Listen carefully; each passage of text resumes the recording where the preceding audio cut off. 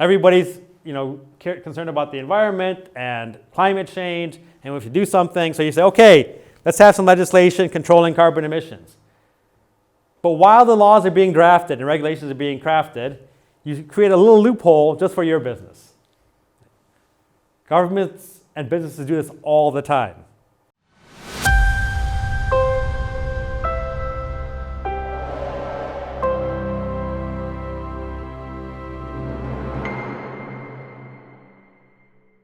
Thank you, Gerhold. Those of you I've spoken to already, good afternoon first, everyone. My apologies for not knowing very much about your beautiful language. So I have to speak in the lingua franca of this globalized age of English, which happens to be a mother tongue. So I'm very fortunate for that. I spoke already to some of you, and many of you were very gracious and curious and had many questions about who I am, where I'm from, what Acton does, how long I've been in Rome. So I put you off and I said, I'll say it once for everybody. So I'll give just a few minutes before I start my talk to say, I was born in the United States, in Chicago. My parents are from India, but I've been 20 years in Rome. So I'm a poster child for globalization. Right? I am a living, breathing product of globalization, because I was just reading, if people had to take, in the old days when Britain colonized India, it used to take 1 year to sail from Britain to India.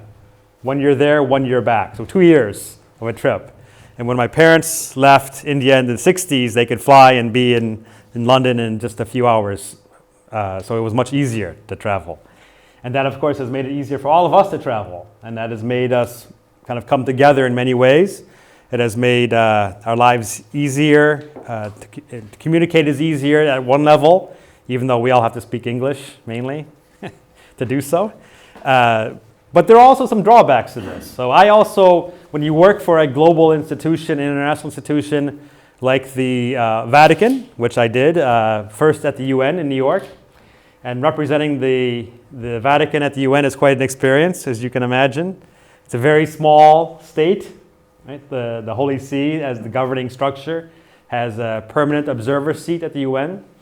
It's a great place to be for a short time, I think, because you get to see what international diplomacy, multilateral diplomacy is like.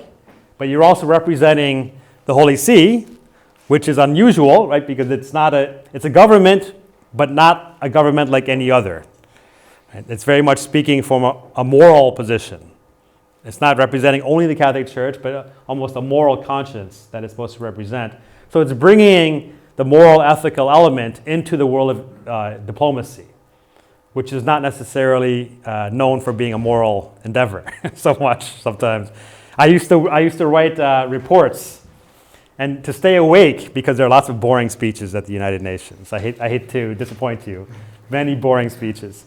So to stay awake, I would try to stay awake enough to write one lie that every speaker said. So my reports read like a comedy, right? It was like, what are these things that these people are saying? And I think because of that, the Secretariat of State liked my reports very much, because they were very entertaining reports, and because I was paying attention. Unlike many other people who just leave the reports and then they just take the statements and send it all together at once to the Capitol. These were a little bit more involved. So that helped me get a job working for the Pontifical Council for Justice and Peace. This was 20 years ago I started. It would be 20 years ago Monday that I arrived in Rome. And so as a result of that, I worked in the Justice and Peace Council. If you ask what we did at the Justice and Peace Council, I would say not nearly enough, because there's not justice or peace in the world. We were doing a lousy job at our jobs in terms of that. But more seriously, the point was to promote Catholic social teaching. We worked with the bishops' conferences. We worked with the Vatican diplomats. It was kind of like a think tank and a government ministry mixed together, because we don't have government policies in the Vatican, but we're supposed to use Catholic social teaching to reflect on the issues of the day, right? Whatever they may be. So whether it's war and peace, or the environment, or the economy, but always in conjunction with the bishops' conferences. So the point is the Vatican doesn't impose policies, despite its reputation that the Pope says something and that's it. That applies mainly to matters of faith and morals. But in most things, Catholics are left, especially the laity, are left free to determine the best way to apply Catholic social teaching. So if you're a Catholic politician, if you're a Catholic businessman, if you're a Catholic lawyer, you have quite a bit of latitude about what's the best way to promote human dignity or to promote solidarity. Right? We don't know always the best way to do that. We have to try and fail and try again and fail. It's very much like our spiritual lives, right? That it's a constant work in progress. And it's never going to reach a final end here by our means, because it's ultimately God's work, right? For the Catholic Church, this is what we believe. But we have to cooperate. We have to try. We have to put in our works into this. So that's kind of what I did for 5 years at the Vatican. 15 years ago, I started working for the Acton Institute. Now, the Acton Institute, as Gerhold already said, is a think tank based in Grand Rapids, Michigan, with the mission to train religious leaders in economics. Now, religious leaders can mean many things. We didn't work just with Catholics.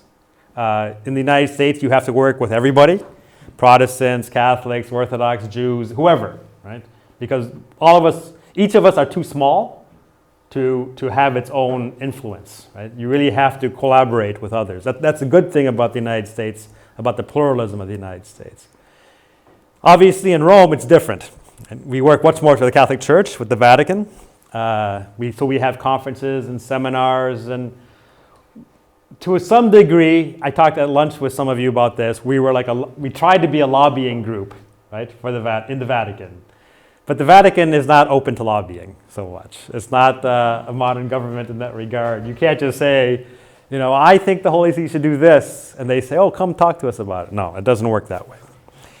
You have to develop relationships. It's also Italian, right? You have to develop relationships. It's all about relationships. So I think over time we've realized that we should probably shift more towards working with the younger people. There are about 15,000 students in Rome at the pontifical universities. Father Ronheimer has taught at one of them for many years. They come from all over the world. Many of them will not only become pastors, but leaders of the church in their communities, perhaps even bishops.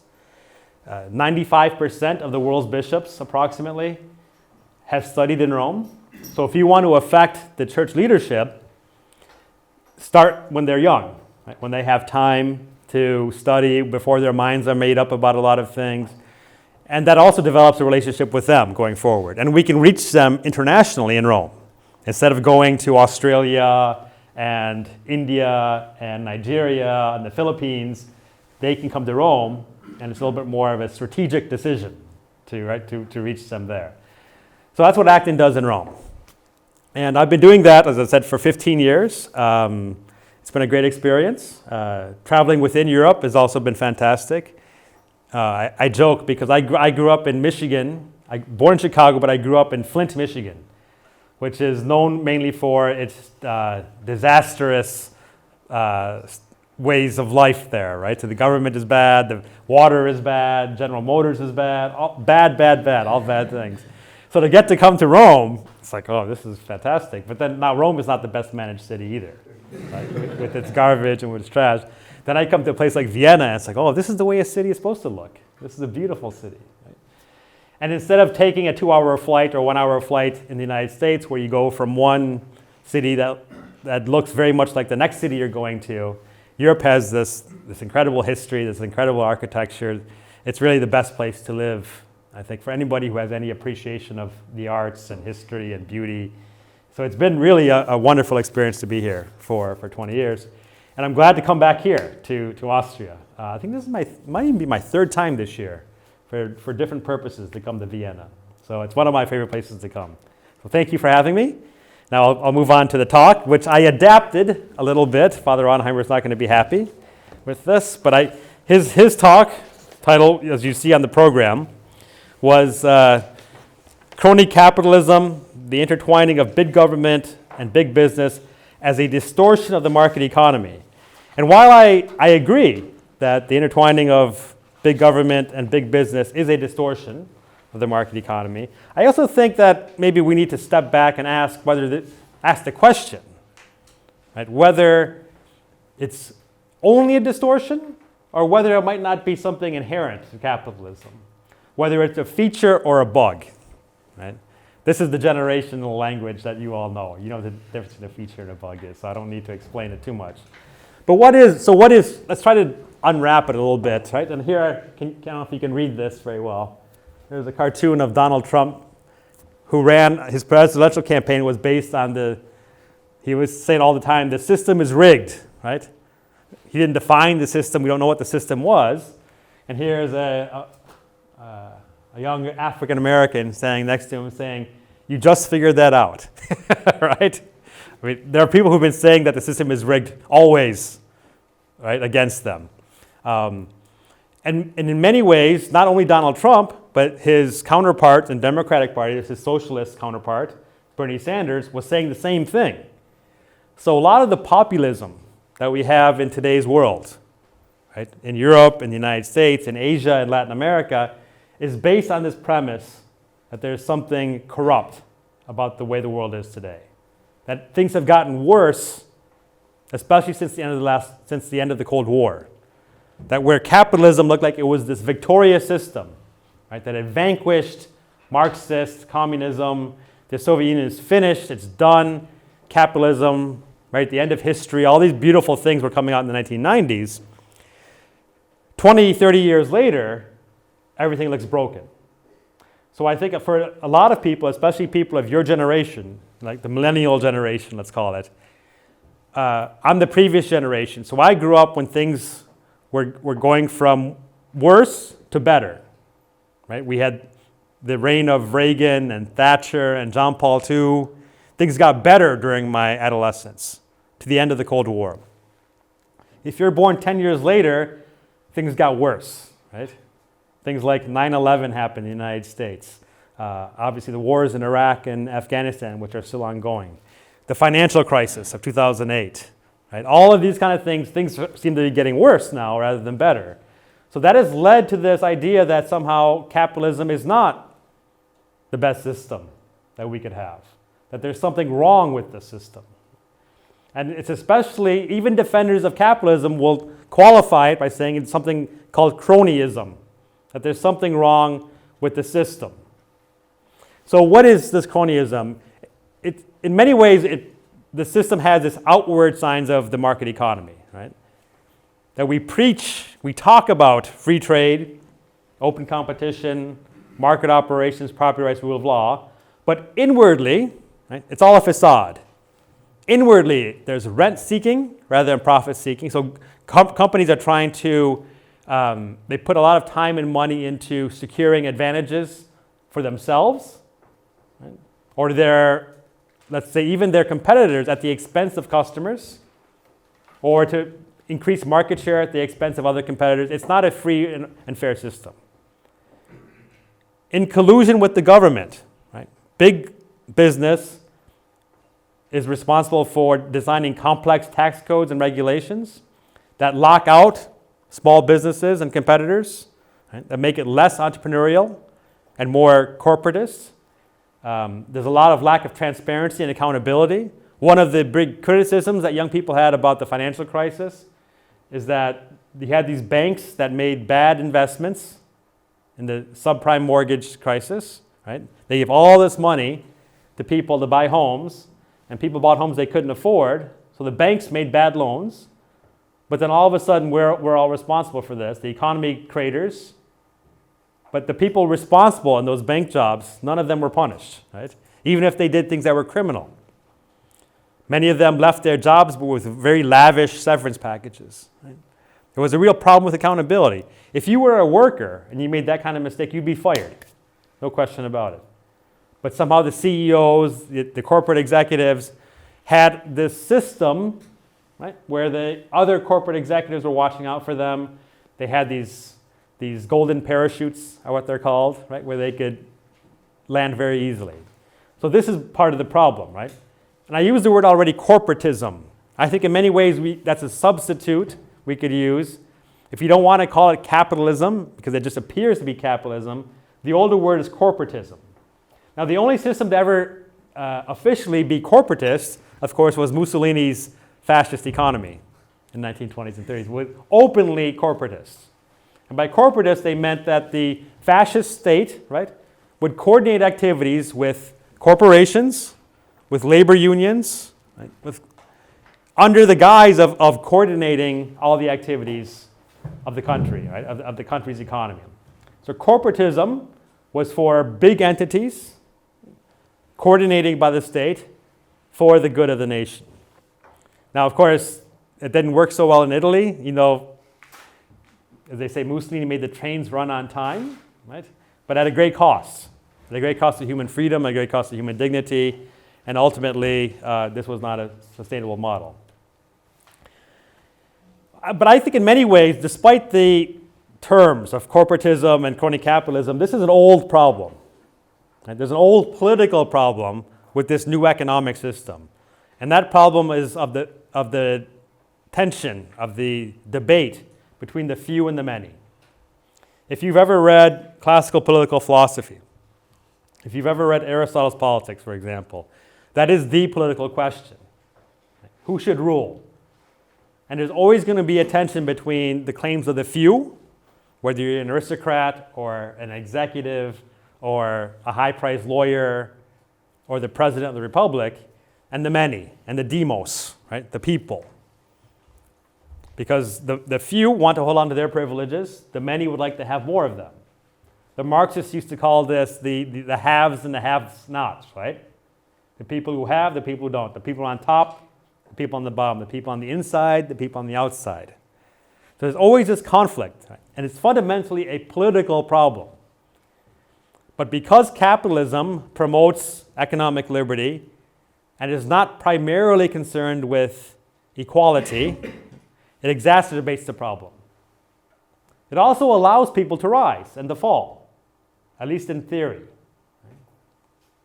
If you look at, this is less so in Europe, in the United States, if you look at the Fortune 500 companies, the 500 most successful companies from 20 years ago, they're not the same companies as today. They're changing all the time. So it might not be the same few people on top or the same many, but the fact is you have a few rich and many who are not rich. Right? And this presents a political problem. Now, Aristotle's solution was to have a growing middle class. Right? You want classes that have a stake in both the many and the few as a balance to these things. But as we have growing inequality, the middle class tends to diminish, tends to get smaller. So I think any successful program to deal with crony capitalism will have to look at expanding the middle class, right? And not just helping the poor or just helping the rich. Now, Adam Smith was very well aware, right? The father of modern economics in many ways, was very aware of the problem of cronyism. In fact, he had a very low opinion of what human beings, especially business people, will do when they come together. Smith writes in The Wealth of Nations that people of the same trade seldom meet together, even for merriment and diversion, but the conversation ends in a conspiracy against the public, or in some contrivance to raise prices. Right? That business people, when they get together, will eventually find a way to limit competition among themselves and raise prices, because that means more money for them. Smith thought this was inherent to the way business people operate. It was in their interest to do so. Now, Smith also thought that was inherent to mercantilism. Right? Mercantilism was the system that Smith was criticizing. Mercantilism is a system that wants to bring in more cash, right? Let's say your export-driven economy, you're selling goods to bring in more money. Right? Your trade deficit is more important than your economic growth. But Smith was contrasting this with what he calls the obvious and simple system of natural liberty. That people left to their own devices, right, will find a way to cooperate to each other's benefit in a way better than a mercantilist system was designed. A mercantilist system is designed to increase, let's say, exports or money into the hands of producers more than helping consumers. So this division between producers and consumers, right, was something Smith was trying to bridge. And by promoting the division of labor, right, which I think you heard this morning something about the kind of basic economic principles, right, of dividing labor, comparative advantage. You focus on what you do best, and you trade for the rest. Right? You produce more than is necessary. This again seems a little bit strange from an ethical perspective. You produce more than you need. And with that surplus, you trade for what you don't produce yourself. Right? So in ways, we're all producers and consumers at the same time in a market economy. And this is supposed to reduce, right, the problem of mercantilism. The problem of producers always trying to screw over consumers and consumers always being angry at producers. Right? If we're all producers and consumers, right, we're always shifting in our perspectives about these things.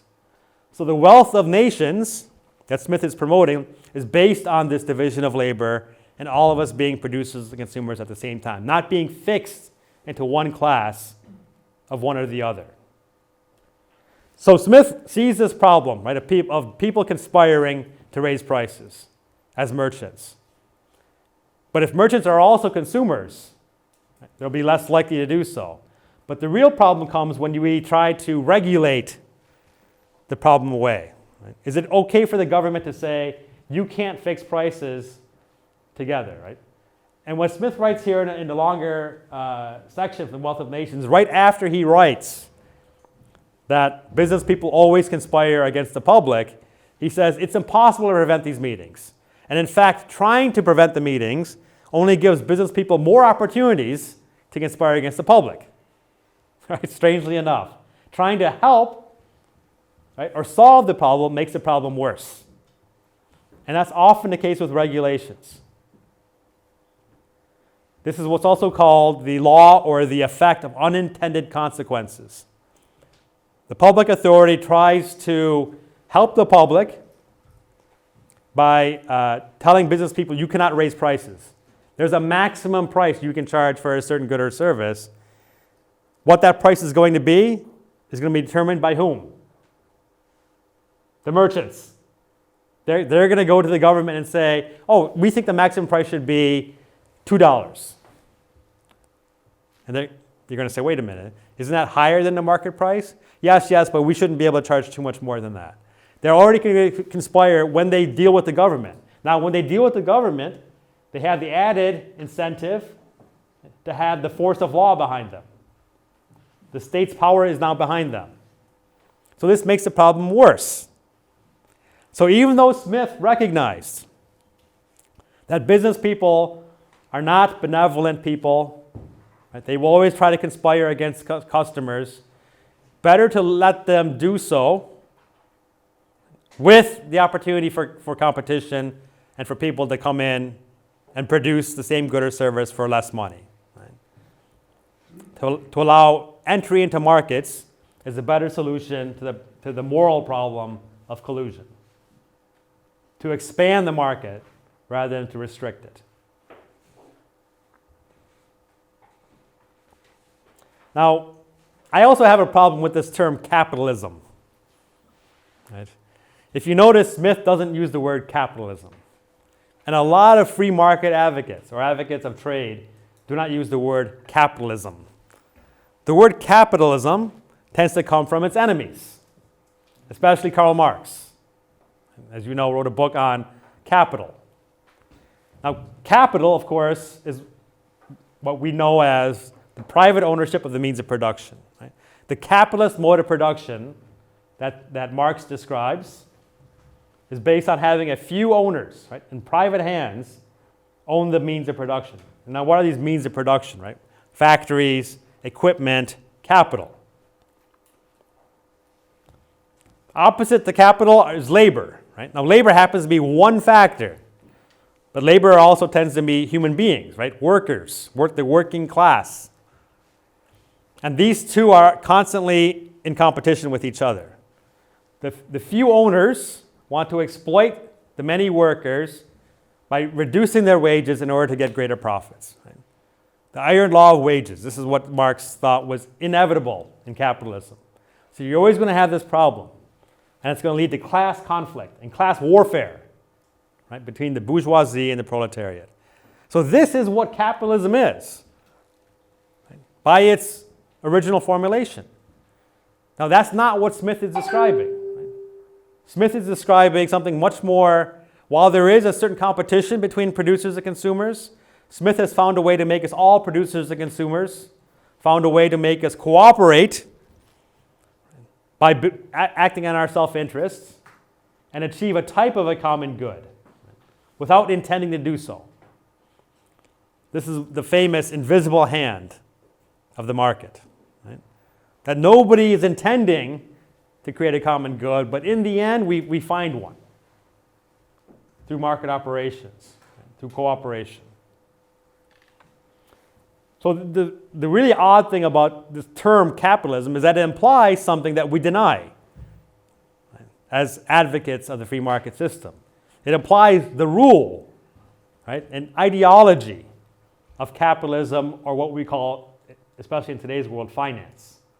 Right? When we say that finance rules, that finance is dominating, right, that international finance is making a mockery of national sovereignty or the rule of law or things, we are using Marxist terms.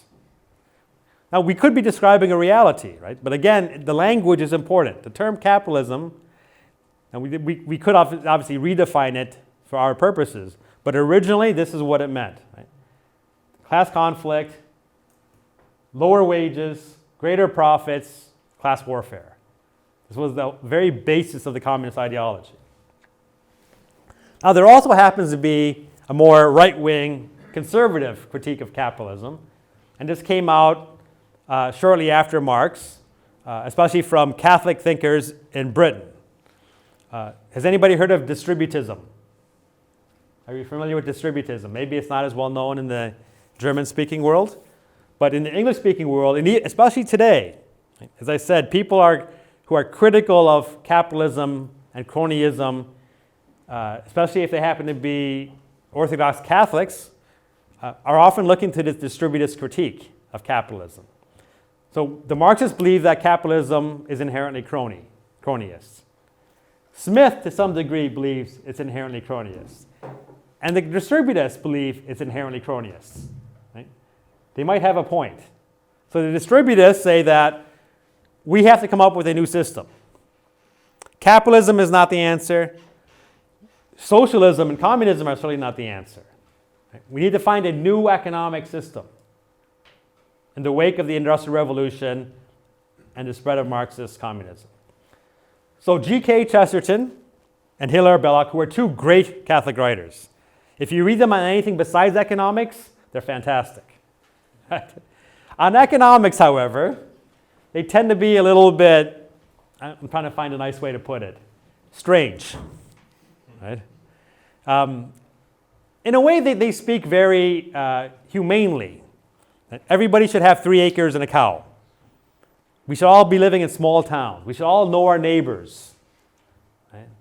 But then they also say things like, growing into a big factory or a big company is a bad thing. Advertising is a terrible thing. Finance is a horrible thing. Right? All these kind of things that go along with business and market operations are bad things. So distributism, right, also has some roots in Catholic social teaching, especially in the Catholic social teaching of Popes Leo XIII and Pius XI. And it very much purports to be a third way between socialism and capitalism. You might remember in Britain, again, Britain is often the home for all these movements, right? Marx was writing in Britain. Chesterton and Belloc are writing in Britain.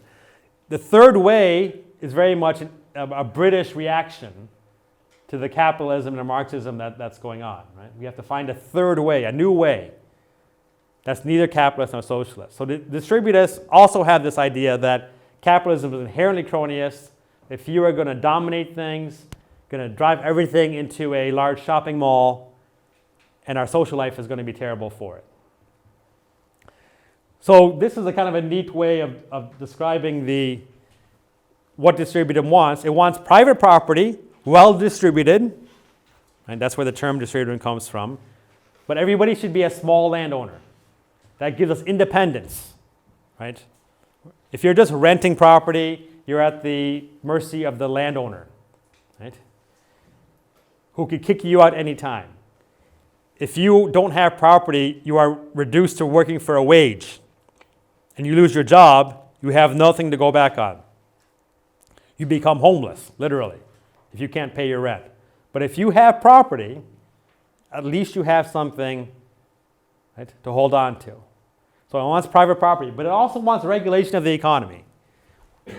The state has a role to keep businesses small, to not dominate, to make sure everybody has property, to keep the workers contented, right? The state has a way of preventing socialism and communism from coming in, the distributivist model. But most of all, it prevents the concentration of power. Now this is strange, right? You would think, why does giving power to the state to control the economy prevent the concentration of power? I don't know how that's supposed to happen. Because if you're asking the state to intervene, the state's going to be taking more and more power for itself.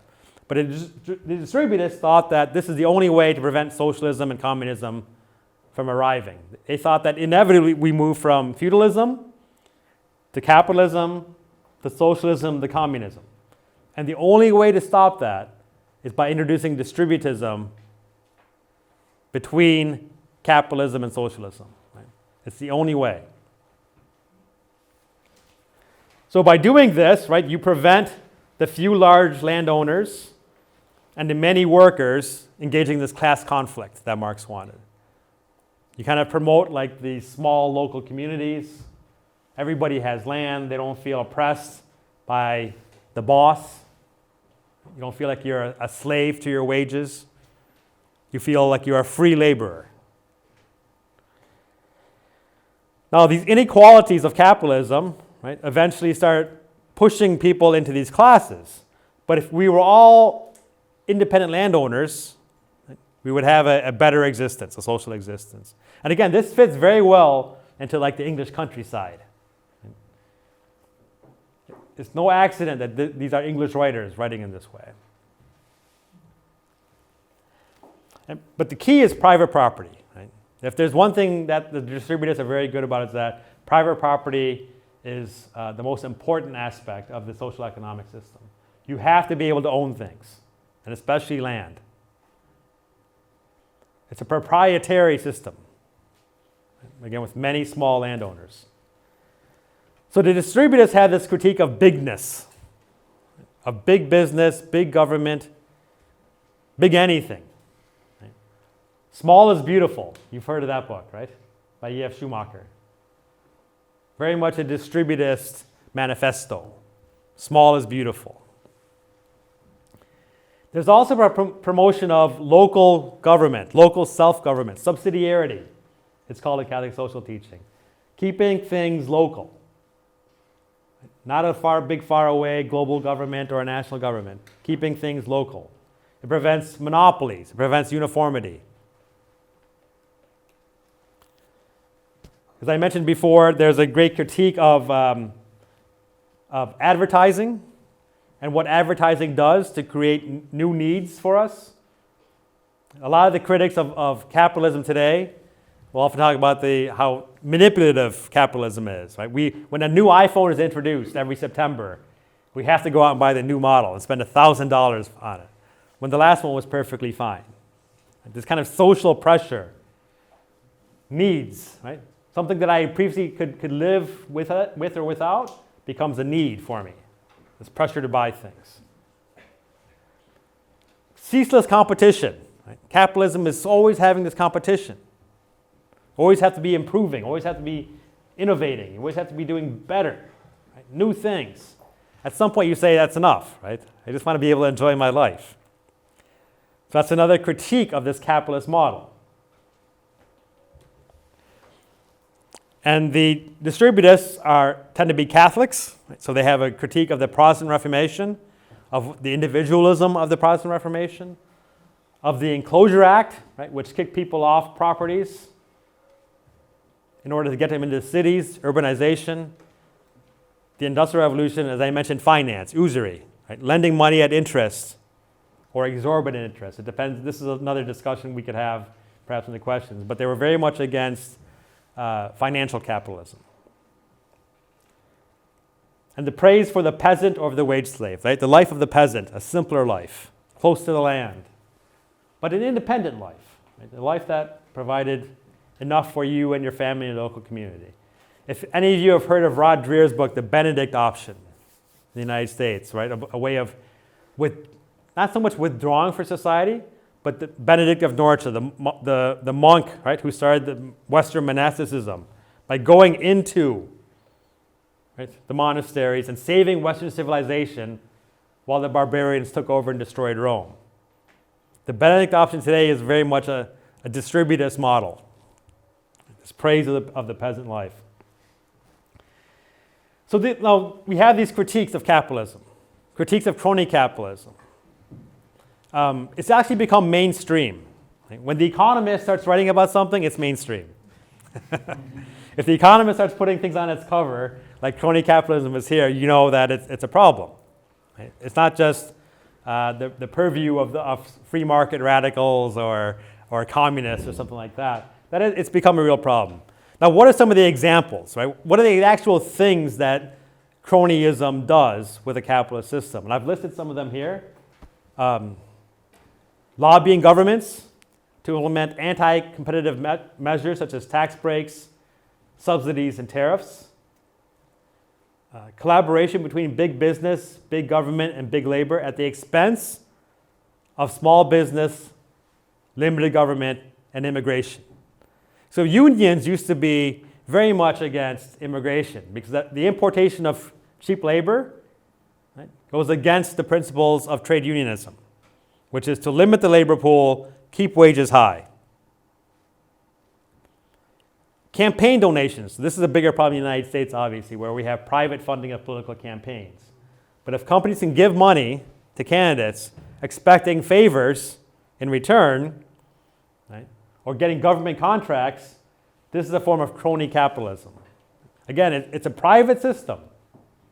It's not socialism or communism, but it's a distortion, but something that capitalists will want to do to protect their own companies, to create loopholes and regulations. So say I'm for environmental regulations. Everybody's concerned about the environment and climate change, and we should do something. So you say, okay, let's have some legislation controlling carbon emissions. But while the laws are being drafted and regulations are being crafted, you create a little loophole just for your business.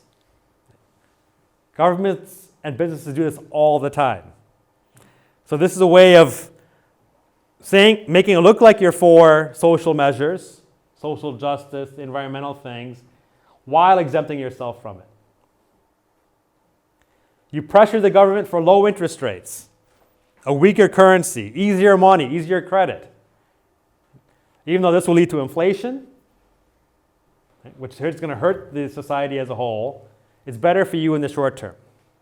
So in many ways, it's short-term rent-seeking at the expense of, let's call it a more commercial free market system, which should benefit everybody, but you're doing little things behind the backs, right, of the free market fans to destroy the system.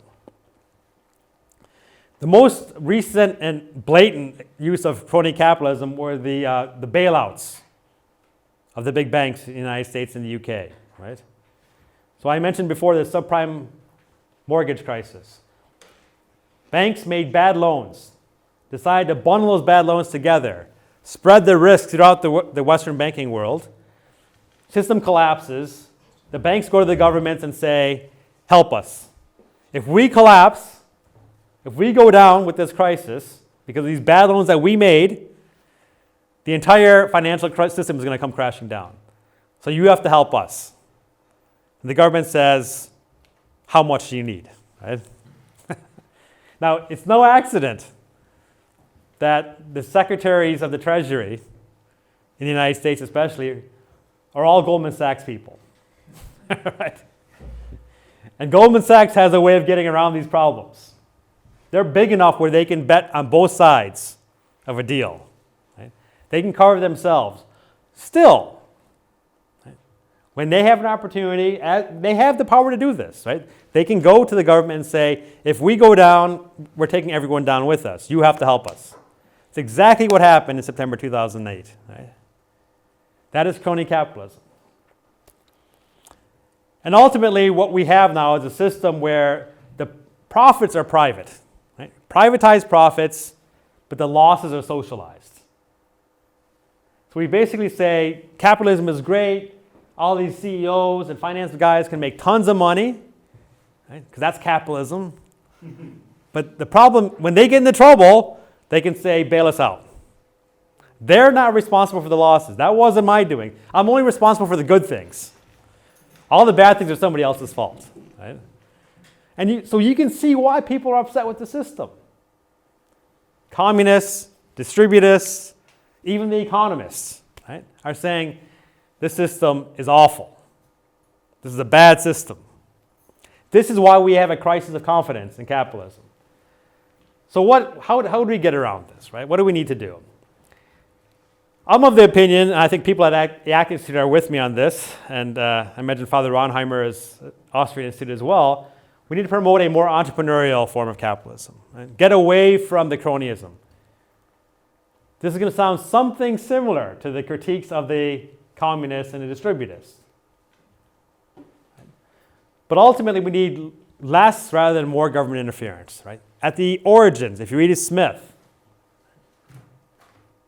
if you read all the advocates of free markets, they say the problem comes especially when you have the government trying to help. That doesn't mean no role for the government.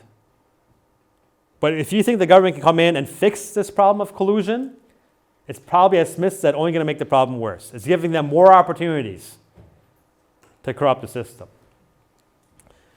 We should be pro-market, not pro-business. Now, when I say pro-business, I mean particular businesses. Right? Pro-market is not the same thing as being pro-business. Sometimes businesses need to fail. In fact, most times businesses need to fail. That's the only way we actually get innovation. Failure is a good thing, right, in the long run in the capitalist system. Markets allow businesses to fail. So this means we need, in addition to this, general rules are better than complex regulations. Instead of trying to micromanage financial and economic problems, general rules, right? General simple rules in a complex society. The entire point of the law, right, of rules, are that they're supposed to be general. They can't know every circumstance and judge every problem. You want general rules. There's also another saying for those of you who are lawyers, like, hard cases make bad law. You want to keep the complicated things as exceptions, right, not as an excuse to make a more complicated law. Ease of entry and exit into markets. You want people to be able to get into a market and get out of a market relatively quickly. Problems come when these things become sticky. If it becomes hard to enter into a market, it's hard for competition to improve things. If it's hard to get out of a market, that's also a problem. Living in Italy, I see this all the time. The Italian social state says, we will make it very difficult for business to fail. We'll do everything we can to save businesses because we care about the people. We have a social sense, right? That means that we'll make it hard to fire people. If you have a business and you have employees, you cannot fire them just because they're not good workers. You have to have a cause, you have to prove things. So what happens? In that situation, you become very cautious and careful about whom you hire. I probably only hire people I know really well, like my family members. Right? That's family capitalism. Am I going to take a chance on a stranger? Because if I hire him, I'm stuck with him. The chances are you don't take a chance on him. Right? It's hard to break into the labor market. It's why young Italian people leave the country in droves. Because in the name of solidarity, they make it hard to fire people, which makes it very hard to get a job. Right? These are these unintended consequences, these perverse incentives. Ease of entry and exit is important. Shareholder versus stakeholder capitalism. Just recently, the Business Roundtable, which is a business lobbying group, said that they're no longer in favor of shareholder capitalism, they want stakeholder capitalism. Now, what's the difference between the two, right?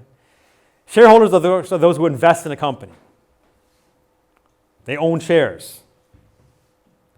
Stakeholders are pretty much anybody who's affected by the business. You don't have to be a customer even, right? That's basically giving away the responsibility of businesses to everybody. Right? Saying like, we're not responsible anymore. By being responsible for everybody, no one's responsible. They're kind of spreading this out into this vague, nebulous thing. It only is going to give more opportunities for crony capitalism. It's not entrepreneurial capitalism. Companies should care about public policies, not public relations. There's a very good book, The Suicidal Corporation book, which was written in the 1980s by a free market advocate who ended up working in public affairs for the Ford Motor Company. And he was shocked, scandalized about how little Ford Motor Company cared about its products. All they cared about was having a good public impression. They would only put out good news. They would never put out bad news. They would never communicate, right, with the public. It was always about avoiding lawsuits and having a good reputation, right, which are important for a business. But if that's all you have, ultimately all they care about is their bottom line, right, and not about the promotion of free markets, competition, all the kind of things that we talk about as free market advocates. Those get put aside by these big companies, right, which do things that go against their long-term interests because they get lawyers, they get PR people, the executives don't know what they're doing. If you read this book, The Suicidal Corporation, you will be disgusted, right, with big companies. You'll say, like, how do they even survive? They survive because they have access to the government. It's a very daunting picture. Saving Capitalism for the Capitalists is a book by Rajan and Zingalis, also very interesting, that capitalists themselves are not always the best defenders of capitalism. They're not always aware of what they need to do. And I'm sure you know Peter Thiel, everyone knows Peter Thiel, from 0 to 1, where he says sometimes we even make a fetish out of competition when we don't really want it. Right? No businessman actually wants competition. So that's why they carve out exemptions. That's why they do things. Everybody would rather be a monopolist, right? So we're at this kind of cognitive dissonance where we say we want these principles, but we actually do the opposite. So again, this whole system is a little bit of a mashup between what we say we want and what we actually do. It's a problem of herd thinking, right? Thinking like it's very, I think Thiel even calls it mimetic, right? And everybody has to read René Girard now if you live in Silicon Valley. The problem of copying what other people are doing. So if one company does something, another company has to do it. There's very little independent thought in corporations. They're not thinking of the free market as a place of innovation. They're thinking as a place of if somebody's doing something, we have to do it. If the public wants it, we have to do it. Right? In a way, it's very slavish. So the question is, does one kind of capitalism lead to the other? This is what the communists said. This is what the distributists said. It really is going to be up to entrepreneurs themselves to avoid this problem of crony capitalism. Now I'm going to go into my Catholic social aspects for a few minutes. I actually think John Paul II understood this. All the problems that we're having in post-Cold War capitalism, I believe John Paul II foresaw. Now John Paul II was not an economist. He was trained as a philosopher. But by understanding the way communism worked and what people like the Polish people who were under fascism under Nazism and under communism, their yearnings for freedom as a people, I think John Paul II understood almost intuitively with his philosophic training what the risks were for capitalism without a real alternative. So these are some long passages where John Paul II asks the question.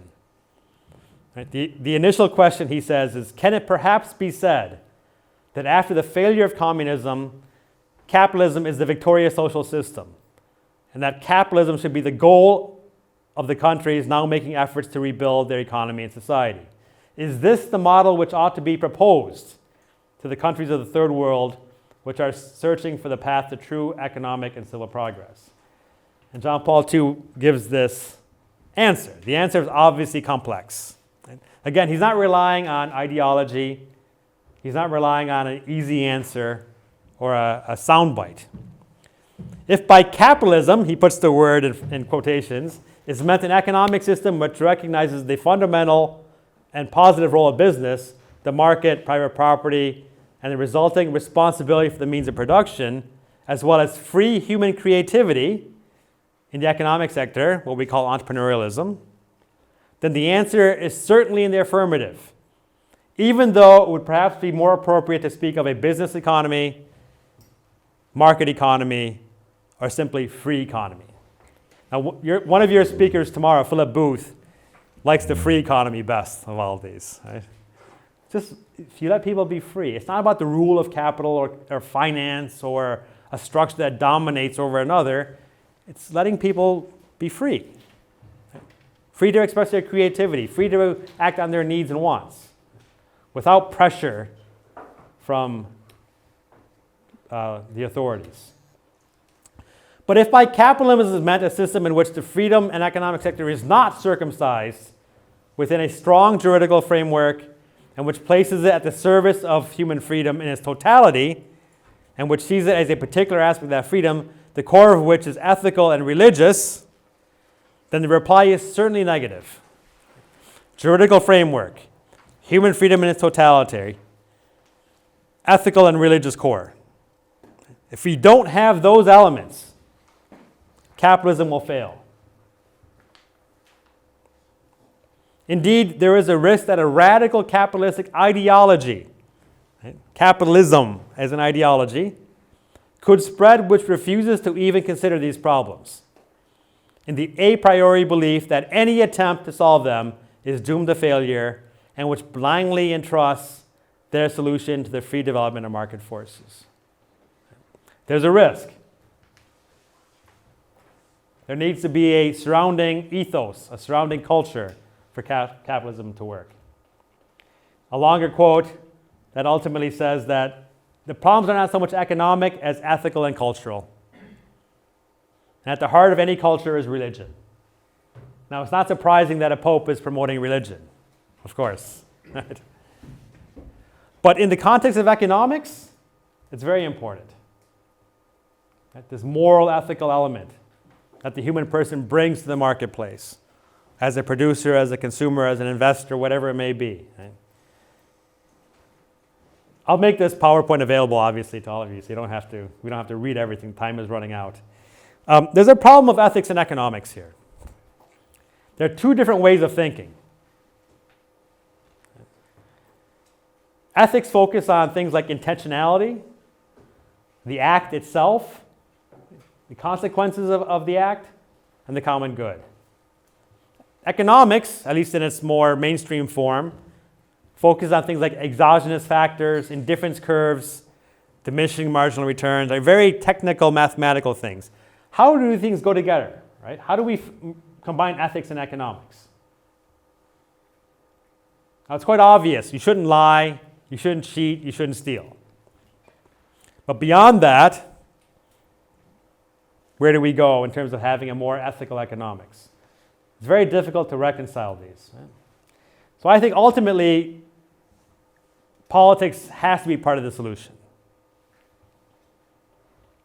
At Acton, we talk about religion and we talk about economics. That middle part is a very important part, the political form. So this is where you can't avoid laws and regulations. You might try to lessen the role that they have, but ultimately we're dealing with a political problem at its heart. Are there institutional remedies? So a lot of the history of political philosophy tries to find substitutes for ethical behavior. That somehow promoting virtue and the common good only leads to hypocrisy. As I mentioned before, right? The social sense. We protect workers, but we end up making it harder for people to get jobs. So all of modern political philosophy is pretty much a critique of the ancient and medieval ways that came before them.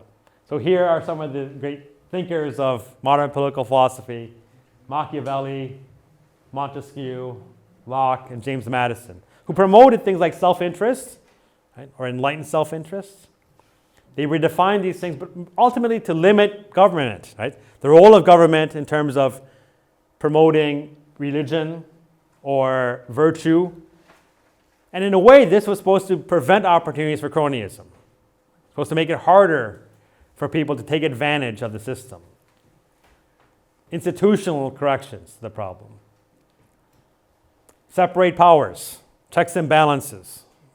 This was especially the American model, but I think it applies also to a lot of the European parliamentary models as well, right? To prevent the domination of the few. And ultimately, by encouraging self-interest and faction, by expanding the scope, where Smith talks about expanding the market so that nobody can dominate it, applying that to politics means expanding the scope of the republic. Right? Larger nations rather than smaller ones, rather than relying on virtue and the common good. This was the modern answer, which included capitalism, right, and the commercial republic. My solution is a little bit different. I think economics needs to be put into its place. We can't return to a pre-modern society. I'm not asking to be a distributist and go back to small landowners and a feudal society. But at least intellectually, we can return to these older ways of thinking. There's a very good book that I like to recommend, which is called From Political Economy to Economics and Back. I think if anything, we're realizing that economics by itself, right, is not self-sustaining. That economics cannot determine things that are not economic. The form of society, the purpose of life, right? The means and ends of human life and society are beyond the scope of economics. And perhaps we've let economics go too far. If you read books like Freakonomics was a famous book from like 20 years ago, where economists who were terrible at describing economic phenomena, couldn't predict economic things at all, started asking things like, why do drug dealers live with their mothers?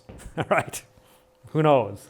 Freakonomics started going off into all these subjects because economists realized they didn't know, right, what they were talking about. Even when it comes to economics, they don't know what they're talking about. It's Hayek's problem of knowledge in society. And finally, I think what we need is economic education, economic knowledge, right, which should limit power, especially if you follow the von Mises. He's the top left figure there. Plato, Aristotle, and St. Thomas are the other ones. If we understand that human beings crave power and find ways to disperse it instead, we can also help people understand these things in terms of society, right? A classical humanistic education. Again, one of the great European heritage to all of humanity are these figures. And if we make it too much about technical economic things, we're kind of missing out, right? So I will end there. I'll also let you know that I said I've been in Rome for 20 years. I said I've been working for the Acton Institute for 15 years. This is my last conference speaking for the Acton Institute because I'm resigning from Acton. I'm going back to the United States on a big plane at some point. But it really, to me, is an honor to make this my last Acton event, speaking on behalf of the Acton Institute. So I'm very glad for Father Ronheimer for giving me this opportunity. And I'll always remember this talk as the last one. So thank you.